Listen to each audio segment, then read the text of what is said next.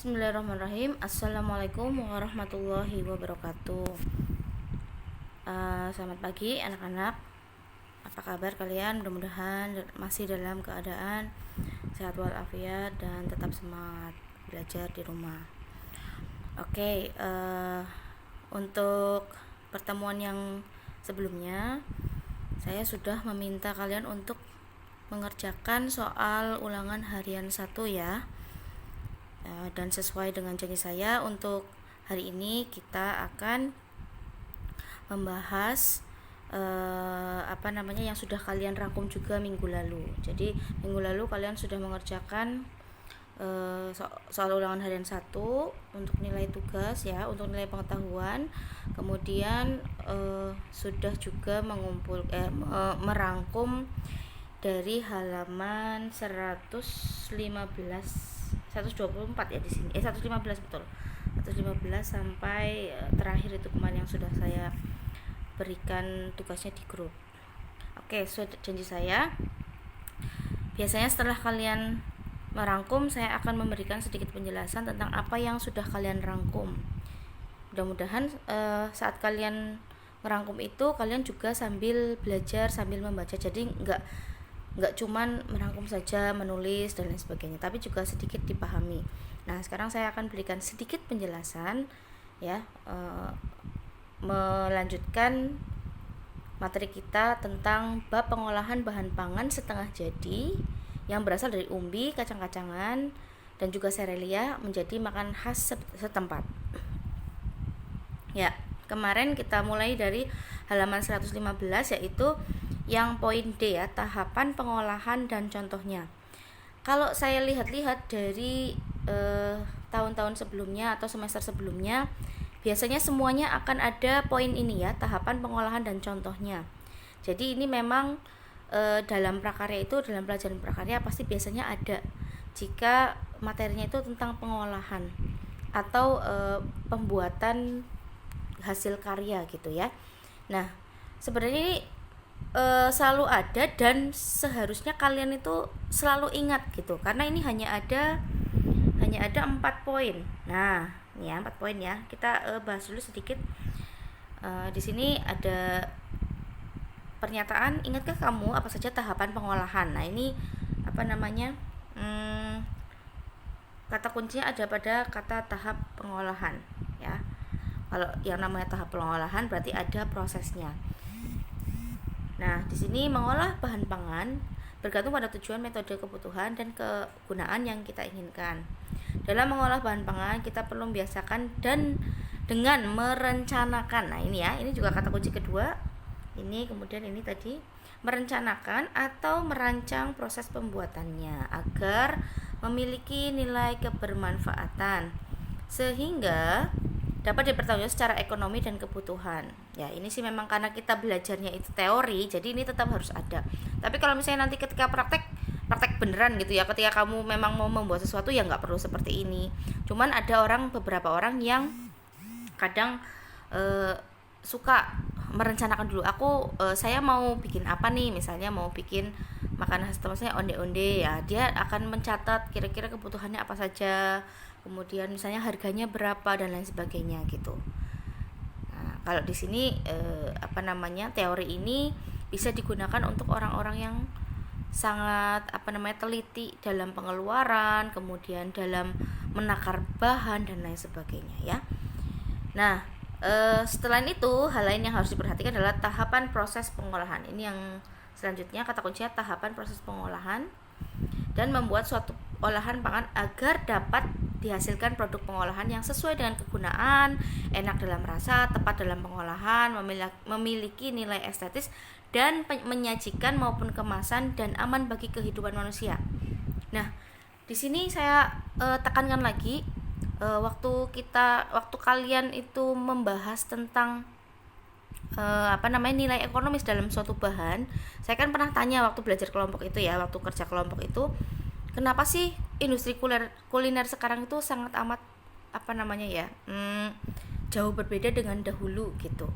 Contoh, kalau kamu lihat sebenarnya sih jajanannya atau makanannya itu sebenarnya biasa aja, tapi karena konsumen itu lebih suka dengan kemasan ya, biasanya itu mereka kan bikin kemasan atau bikin logo, bahkan ya bikin food container dan lain sebagainya, bikin di cafe dan lain sebagainya, itu pakai ada mereknya, ada tempatnya, jadi benar-benar dikemas dengan sangat apik.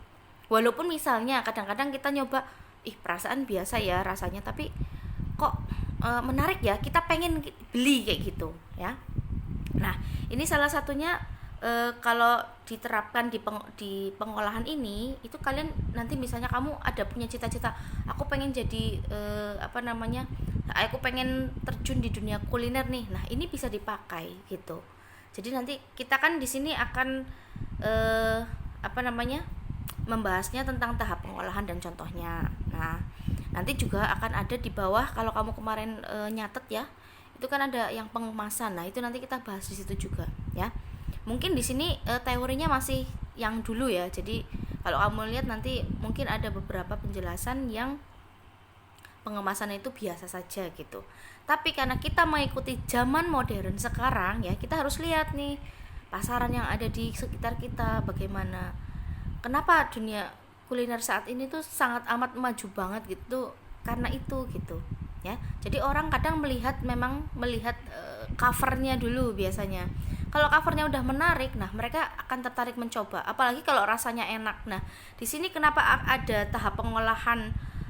Di sini ada perencanaannya ya. Di sini tadi kalimatnya ada. Nah, enak dalam rasa, tepat dalam pengolahan.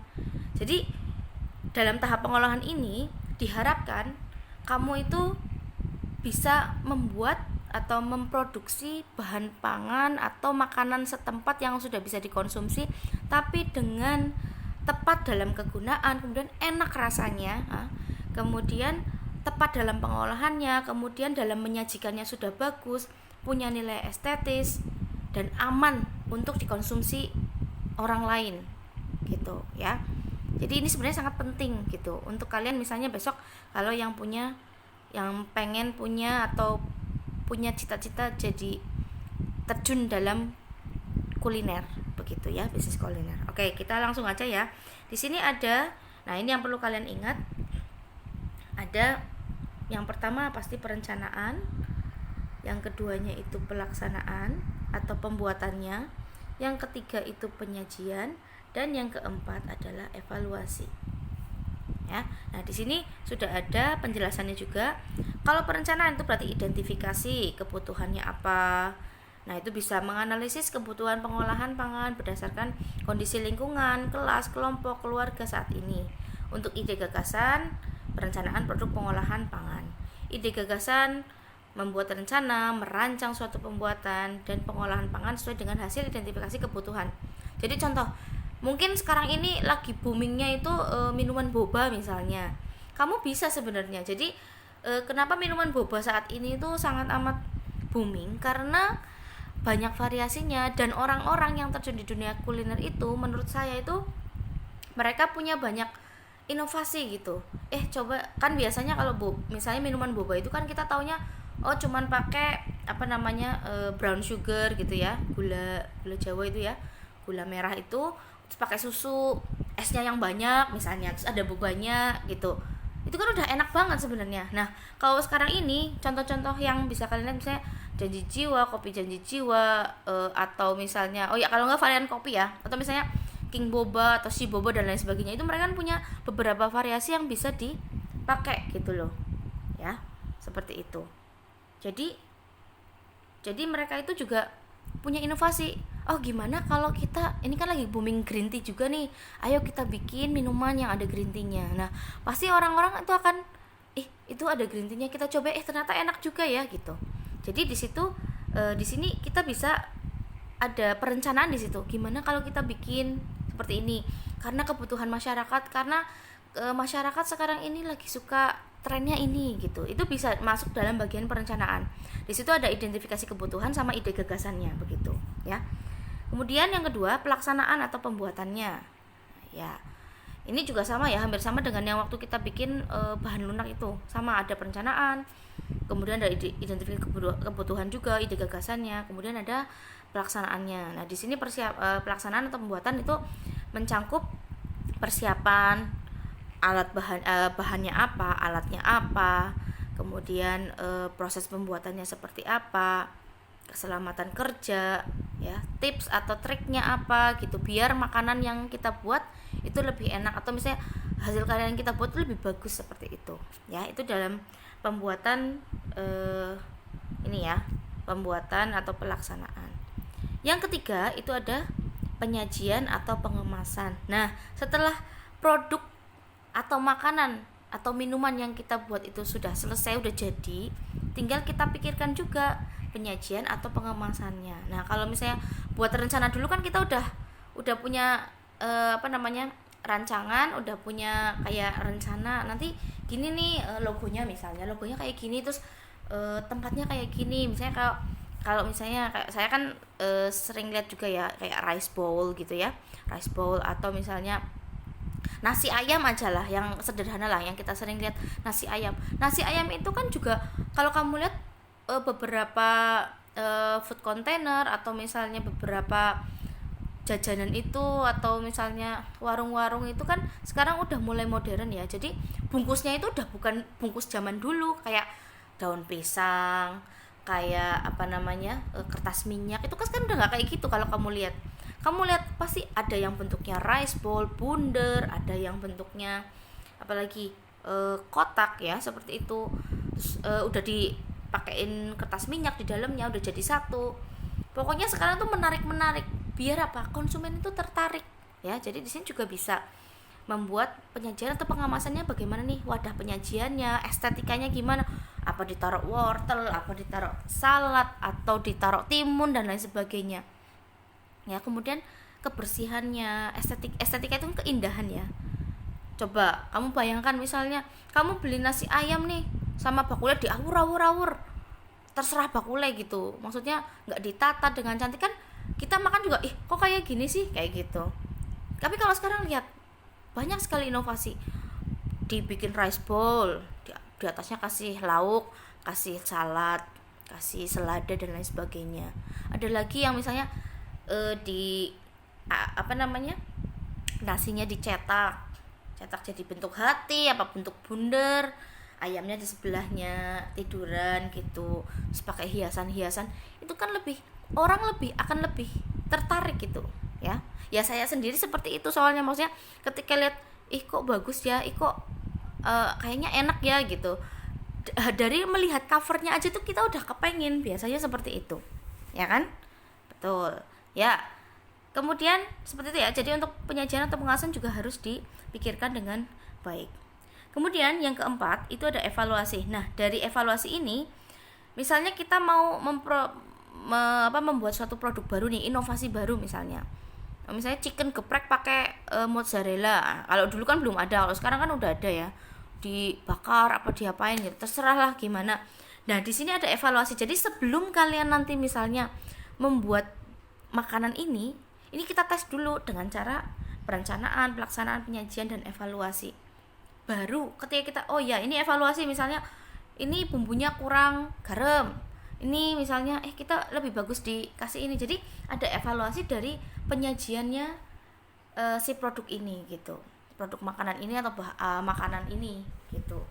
Dari sini kan kita bisa melihat, ada merasakan hasil atau produk ya, pengolahan pangan, mengevaluasi seluruh proses pembuatan. Misalnya bikin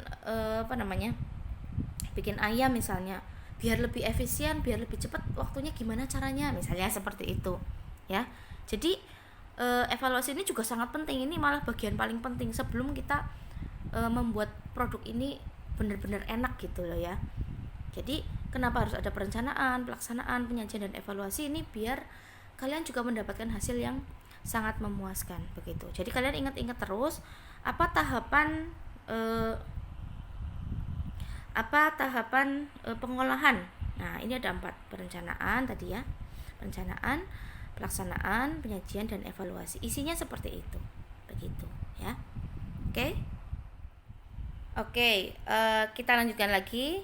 Setelah tadi kita membahas tahap pengolahan dan contohnya ya, tahap pengolahan apa saja, kalian sekarang kita masuk ke contohnya ya. Jadi ini adalah contoh pengolahan bahan pangan setengah jadi dari serelia yaitu mie Aceh. Ini contoh dari laporannya atau perencanaannya tadi, tahap-tahap pengolahannya ya. Kemarin saya minta kalian untuk merangkum itu salah satu ya. Yang satu ini mie Aceh, kalau ini berarti dari serelia ya. Ini berarti dari serelia. Loh, kok bisa mem dari serelia itu dari mananya? Ya, mie setengah jadi. Mie kan biasanya sebelum kita bikin biar bisa kita makan kan dia kering dulu. Nah, itu dari apa? Dari tepung kan? Tepung itu dari apa? Dari gandum. Ya, biji gandum itu kan masuknya ke serelia begitu. Jadi ini kenapa dari serelia? Karena mie yang setengah jadi itu dari tepung. Kan itu berarti bentuk butiran halus ya. Dan bentuk butiran halus ini dari mana? Dari gandum. Ya, seperti itu. Nah, kita lihat dulu nih. Yang pertama ada perencanaan. Nah, mie Aceh, bikin mie Aceh. Di sini identifikasi kebutuhannya adalah mie Aceh dengan bumbu hangat dan pedas ditambah irisan daging sapi, daging kambing atau udang sangat nikmat dimakan saat hujan atau cuaca dingin. Jadi kita lihat kebutuhannya apa? Kebutuhannya berarti pengen menikmati suatu makanan yang kok kalau anget, kalau hujan-hujan itu enak, kalau hujan-hujan itu anget di badan gitu bisa ya. Jadi sebenarnya identifikasi kebutuhan ini tergantung makanannya apa. Kalau misalnya nanti kita lihat ya contohnya dari yang onde-onde ubi ungu ya nanti ya. Kalau di sini kebutuhannya adalah pengen menikmati makanan saat cuaca dingin atau hujan. Nah, kemudian kita lihat lagi ide gagasannya. Nah, membuat mie Aceh sebagai makanan sore, kumpul dengan keluarga di saat hujan turun tiada henti. Itu ide gagasannya dari situ ya. Nah, kemudian ini berarti yang A ya, tahap 1 ya, perencanaannya ya. Kamu nanti bisa kamu ganti dengan yang lainnya. Kamu misalnya menurut kamu identifikasi, misalnya saya pengen bikin makanan ini, kenapa sih gitu. Jadi identifikasi kebutuhan itu di sini. Misalnya orang saat ini suka dengan makanan yang berasal dari apa, misalnya seperti itu. Nah, kali ini kami akan membuat apa seperti itu untuk dinikmati saat apa seperti itu. Ya, pokoknya coba kalian bikin sendiri gitu kata-katanya. Nanti kita akan bekerja dalam kelompok nanti. Kemudian yang kedua ada ide atau gagasan ya, membuat mie Aceh sebagai makanan sore hari, kumpul dengan keluarga tadi ya saat hujan turun tiada henti. Kemudian sekarang kita masuk ke proses pelaksanaannya atau pembuatannya. Nah, di sini mempersiapkan bahan dan alat yang diperlukan secara lengkap agar proses memasak bisa cepat. Nah, di sini kan ada bahan-bahannya di foto-foto ya. Nanti misalnya kalian nggak difoto ya nggak apa-apa juga, misalnya langsung ditulis bahan-bahannya apa. Kemudian nanti, nah ini ada kalau misalnya ada fotonya malah lebih bagus lagi, nanti nilainya lebih gede lagi daripada yang tidak pakai gambar atau apa-apa gitu ya. Sini ada mie kuning ya, dia memberi dari gambar-gambar di atas ini dijelaskan apa saja butuhnya. Tapi langsung kayak gini pun nanti misalnya kalian seperti ini pun itu nggak apa-apa, nggak masalah sih.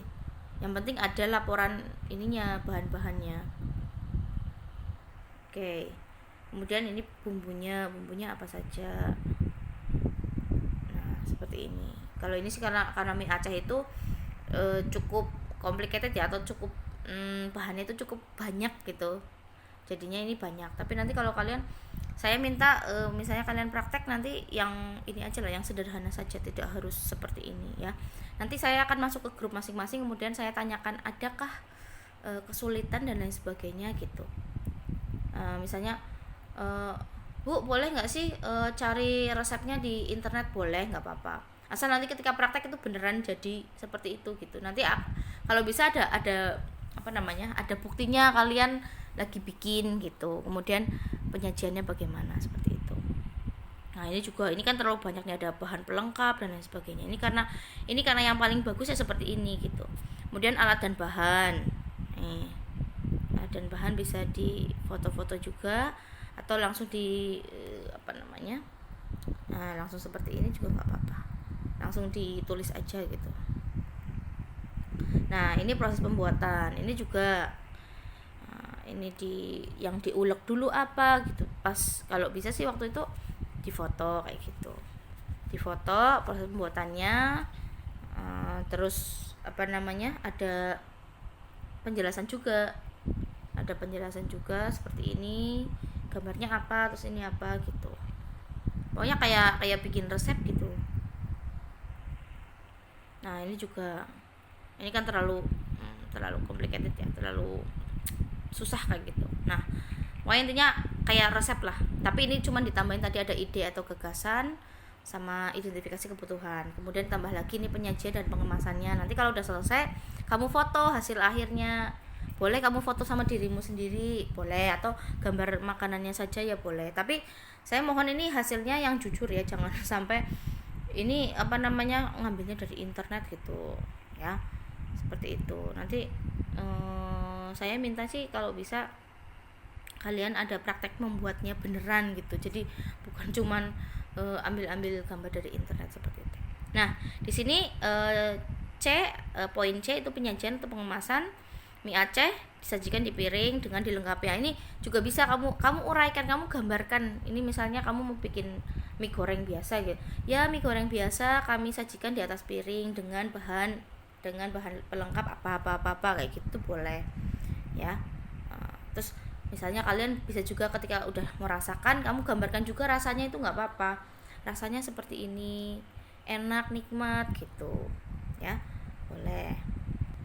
Kemudian selanjutnya ada evaluasi. Nah yang dievaluasi itu ada 3 berarti ya, ada evaluasi, mungkin kalau misalnya punya tips atau trik juga bisa, dan yang terakhir ini ada keselamatan kerja. Jadi ada 3 ya nanti ya. Untuk bab yang D, poin D, evaluasi, kalian harus membuat 3. Yang pertama evaluasi, kira-kira rasanya bagaimana, apa yang kurang menurut kalian gitu. Boleh dari hasil praktekmu itu apa yang kurang. Kemudian tips, misalnya ada tips yang nggak apa-apa. Nah kalau di sini contohnya menghaluskan bumbu, bagaimana caranya biar lebih keluar rasanya, boleh tanya sama ibunya, Bu kalau seperti ini bagaimana, ada tipsnya nggak Bu, kayak gitu. Itu bisa dicantumkan nanti ya. Nah ini jika tidak ada mie basah tebal dapat diganti dengan mie telur, itu juga bisa. Nah kemudian keselamatan kerja, nah ini bisa gunakan celemek dan ikat rambutmu agar tidak ada rambut yang terjatuh pada saat bekerja. Cuci tangan, hati-hati kebersihan. Nah ini nanti disesuaikan aja dengan yang kamu alami di dapur, kira-kira apa saja yang bisa kamu lakukan di dapur, keselamatan kerja yang bisa kamu lakukan di dapur itu apa saja, begitu ya. Oke, ini kalau yang mie Aceh ya. Sekarang kita lihat yang onde-onde ubi bugis. Nah kalau ini onde-onde bugis ini dari ubi ungu dan tepung ketan putih, merupakan camilan khas masyarakat Bugis Provinsi Sulawesi Selatan. Nah ini identifikasi kebutuhannya, karena mungkin camilan ya, berarti ini olahan pangan berupa camilan khas masyarakat mana. Kalau kamu nanti bisa diganti, misalnya kamu mau bikin sesuatu tapi khas Cilacap, berarti khas Cilacap gitu, sebagai apa misalnya, kebutuhannya sebagai apa nih gitu. Kemudian ide gagasannya bisa ditulis apa gitu, ide gagasan membuat apa, seperti itu. Kemudian nah ini sama juga nih, sama kayak tadi ya, pelaksanaan atau pembuatannya itu sama, bahan-bahannya kasih lihat di foto, kemudian diberikan keterangan bawahnya, kemudian alat-alatnya apa saja, seperti itu. Kemudian proses pembuatannya seperti apa, sama nanti ada penjelasannya seperti. Jadi misalnya kalau di foto terus harus ada juga penjelasannya, jadi kayak benar-benar persis kayak nulis resep ya. Nah onde-onde sudah. Nah ini ada penyajian dan pengemasannya. Sajikan onde-onde ubi tepung ungu ketan dengan piring sajian cantik, atau misalnya ditambahi garnish atau ditambahi penghias apa, seperti itu bisa juga kalau kamu kasih itu ya. Kemudian evaluasinya, nah ini juga bisa pada akhir pengolahan pangan kue onde-onde Bugis. Ujilah hasilnya dengan cara mencoba dan merasakan masakanmu. Gambarkan rasa dari onde-onde Bugis yang saya buat hari ini, yang kami buat hari ini, rasanya enak dan apa. Terus misalnya ada yang kurang, kira-kira menurut kalian apa, catat evaluasinya. Misalnya kamu punya ide lagi ya boleh, mungkin untuk kedepannya nanti saya akan mencoba onde-onde Bugis nggak pakai ini, misalnya nggak pakai gula merah, pakainya nanti mozzarella atau pakainya misis apa-apa. Itu bisa dicoba-coba ya untuk inovasi. Jadi nanti kamu punya apa namanya ya, kayak inovasi, dan nanti misalnya kalian mau terjun di dunia kuliner, siapa tahu bisa booming gitu ya. Oke, kemudian tipsnya juga, ini ada tips juga agar kelapa parut harum, kukuslah dengan daun pandan. Itu ada tips-tips tertentu. Nah, di sini kan nggak ada keselamatan kerja ya.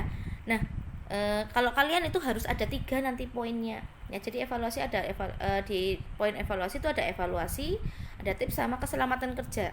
Ya, kemarin kan saya bilang kalau di onde-onde Bugis itu nggak ada keselamatan kerja. Tapi yang mencatat onde-onde Bugis, kamu ngambil apa namanya catatan keselamatan kerja dari yang di mie Aceh itu. Kamu buat lagi, misalnya ada yang sesuai dengannya itu ya sama aja nggak apa-apa, tapi kalau yang ada yang tidak sama ya bisa kamu ganti sendiri gitu untuk keselamatan kerja gitu. Baik, yang terakhir adalah poin E, penyajian dan pengemasan. Nah, ini yang tadi sudah saya sebutkan di depan ya. Dalam menyajikan suatu hidangan atau olahan pangan, hendaknya memberikan penampilan yang menarik sehingga dapat menggugah selera. Nah, ini poinnya ya, menggugah selera bagi yang melihatnya. Nah, tadi yang sudah saya bilang kepada kalian, ketika kita melihat awalannya, ketika lihat covernya, itu kita akan lebih tertarik dengan pengemasan yang menarik gitu daripada yang tidak menarik. Walaupun misalnya contoh, saya pernah lihat ada suatu tayangan, jadi dia itu ngasih coklat nih, yang satu coklatnya itu coklat paling mahal, paling enak gitu, yang satu coklatnya coklat biasa. Tapi ini kayak sosial eksperimen gitu loh, jadi dia menjual, nah yang coklat yang enak, yang sebenarnya paling enak, yang bagus ini dibungkus seadanya. Tapi ketika yang biasa itu dibungkus dengan cantik, dengan ya pokoknya bagus banget lah gitu. Nah, ketika mereka mengadakan sosial eksperimen itu, yang dirubung itu malah yang coklat biasa, yang laku itu malah coklat biasa. Karena apa? Melihat itu, nggak lihat dalamnya gitu. Jadi poin penyajian dan pengemasan ini paling penting ini sebenarnya. Karena kadang kita saja manusia itu selalu look something from its cover. Kita lihat sesuatu itu selalu dari covernya dulu ya. Wah cantik, wah ganteng gitu. Sebenarnya kita nggak tahu hatinya dia. Syukur-syukur kalau hatinya cantik, wajahnya cantik, wajahnya ganteng, hatinya juga ganteng juga gitu, baik maksudnya ya, itu nggak masalah. Tapi kan kita nggak pernah tahu orang. Kadang kita lihat, orang itu jelek gitu, pasti ini hatinya jelek. Mungkin ada orang yang berpikiran seperti itu. Tapi kita don't judge a book by its cover. Jadi nggak boleh kita menilai buku itu dari covernya saja ya, seperti itu. Jadi sebenarnya poinnya itu, tapi zaman sekarang ya kita akan selalu lihat cover gitu ya kan, seperti makanan ini. Jadi ketika covernya itu udah bagus, itu biasanya orang akan lebih tertarik daripada covernya yang biasa. Walaupun ada orang yang memang juga tidak terlalu melihat hal itu. Ada yang aku tuku lotek nang kana luwih enak karo bungkus godong gedang misalnya. Itu juga ada gitu. Aku nggak lihat itunya misalnya, aku makan ya karena rasanya, bukan karena covernya gitu. Tapi kalau sekarang ini tuh banyak yang berinovasi dengan cara membuat covernya lebih bagus ya. Syukur-syukur dalamnya juga enak, itu bagus juga gitu. Jadi sesuai dengan apa yang di endorse kayak gitu ya. Misalnya ada kalau saya lihat ada kuliner Cilacap, ada makanan Cilacap, itu kan pada sukanya endorse lah. Kita kan kadang kita kok kayaknya makannya enak ya gitu. Waktu kita coba, wah ternyata biasa aja tuh kayak gitu. Kadang-kadang seperti itu. Kalau saya lihat dari pengalaman saya seperti itu. Ada sih yang beneran enak ada, tapi ada juga yang memang ya karena dibayar di endorse ya dia harus ngiklan kan seperti itu. Dan dia harus mengiklankan produknya itu wah dengan sangat amat apa ya berlebihan sebenarnya, tapi pas kita makan ternyata biasa aja, tapi ada yang enak juga seperti itu ya. Oke, kita lanjut lagi ya. Nah, dari penyajian dan pengemasan ini ada beberapa, ada kombinasi warna, bentuk, tekstur dan kekentalan, rasa dan suhu, alat saji makanan, hiasan atau garnish dan penyajian. Ini ada 6 poin ya. Ada 6 poin. Oke, ini ada 6 poin. Kita lihat dulu dari yang awal. Nah, karena ini judulnya adalah penyajian dan pengemasan, berarti ada penyajian dan pengemasan juga. Jadi penyajian berarti bentuk makanannya atau produknya itu bagaimana. Nah, ini ada kombinasi warna yang pertama. Dalam tata saji, warna merupakan faktor yang paling penting yang harus diperhatikan. Padu padan warna yang indah merupakan satu faktor yang menjadi nilai jual.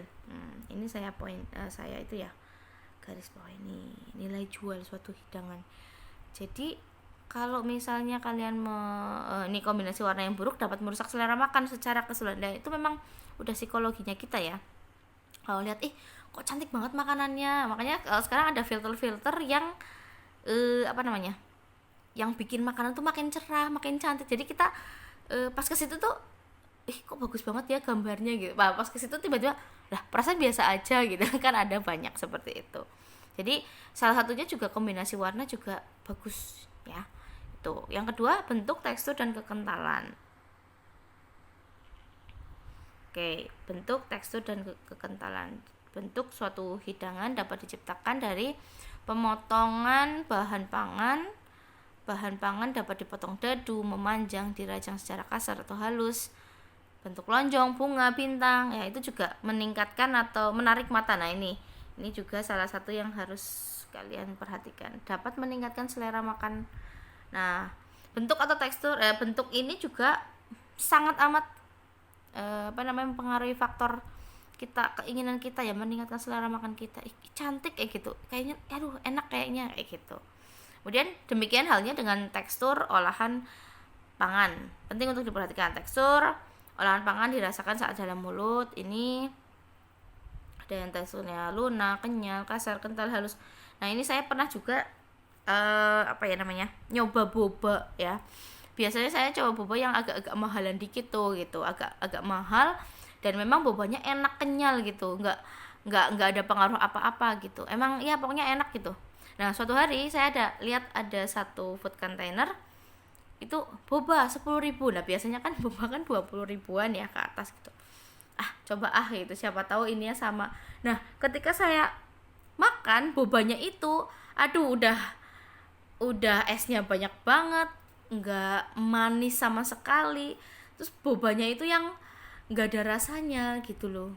Jadi sejak itu saya pikir oh iya berarti memang benar kenapa mahal ya, karena ada kualitasnya juga gitu dibanding dengan yang murah. Ya memang murah, tapi nggak semuanya ya. Ini ada beberapa yang murah tapi akhirnya jadinya mengurangi kualitas, itu juga nggak bagus gitu. Tapi ada juga yang wah ini murah tapi enak gitu, ada beberapa gitu.